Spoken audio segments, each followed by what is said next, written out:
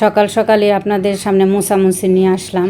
তো মেয়েরা ভাবতেও পারে না যে আজকের দিনটা কাজ ছাড়া আমাদের কাটবে। যতই অসুস্থ থাকুক যাই থাকুক কাজটা মেয়েদের করতেই হয়।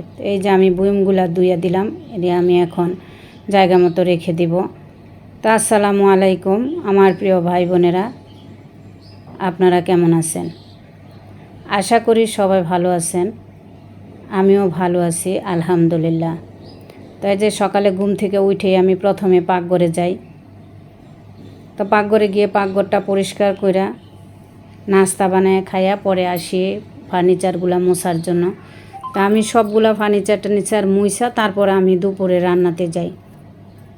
তো এই যে একে একে এগুলো মুইসা নিয়ে যায়। একটা দিন যদি না মুছি তাহলে দেখা যায় যে একদম ধুলায় বইরা যায়, হাত দেওয়া যায় না, মনে হয় যেন কত দিন ধরে পরিষ্কার করি না।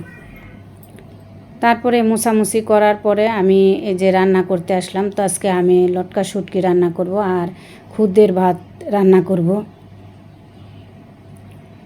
কে কি বলেন জানি না, তবে আমরা এটাকে ভৌ ভাত বলি। তো এই ভাতটা রান্না করার জন্য প্রথমে আমি চাউলগুলো ধুয়ে পাশে রাইখা দিছি। তারপরে শুকনা মরিচ ভাইজা একটু যখন লাল হয়ে গেছে তখন পেঁয়াজ দিয়ে দিলাম। শুকনা মরিচ দিয়া রান্না করলে আমার কাছে শুকনা মরিচের ফ্লেভারটা অনেক ভালো লাগে। তো এই চাউলটা আমি ভালোভাবে ভাইজা নেব। আমার ভিডিওটা যে যেখান থেকে দেখতেছেন, ছোট বড় সবাইকে জানাই অন্তরের অন্তঃস্থল থেকে অফুরন্ত ভালোবাসা। তো আমার পুরো ভিডিও জুড়ে আপনারা থাকেন। এই মুহূর্তে যারা ক্লিক করেছেন আমার ভিডিওটাতে, প্লিজ আপনারা একটা লাইক দিয়ে দেখা শুরু করেন। তা আমি এই যে ভালোভাবে ভাইজা এখন পানি দিয়ে নিতেছি। আমার এই কালারটা হয়েছে আমি সরষার তেল দেওয়ার কারণে।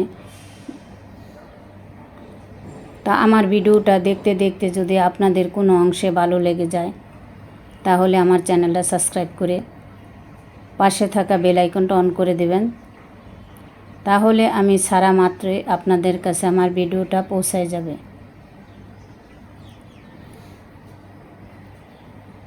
পরবর্তীতে দেখা যাবে, সময় করে দেখে নিতে পারবেন।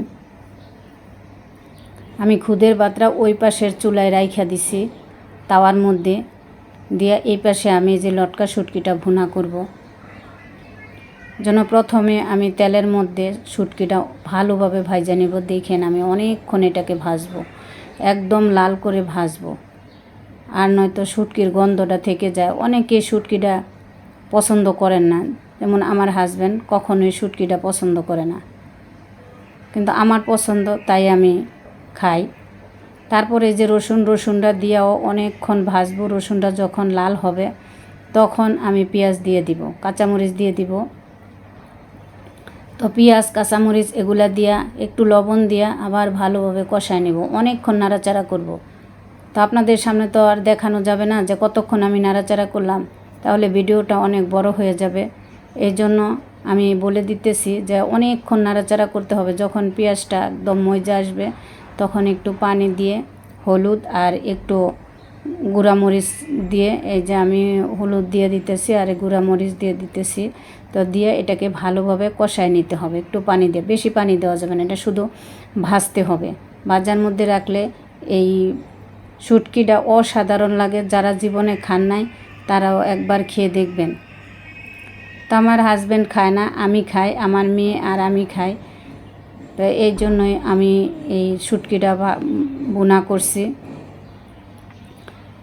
তা আপনারা একবার খেয়ে দেখবেন। এইভাবে যারা পছন্দ করেন না, খাইতে চান না, তারা এইভাবে একবার খেয়ে দেখবেন।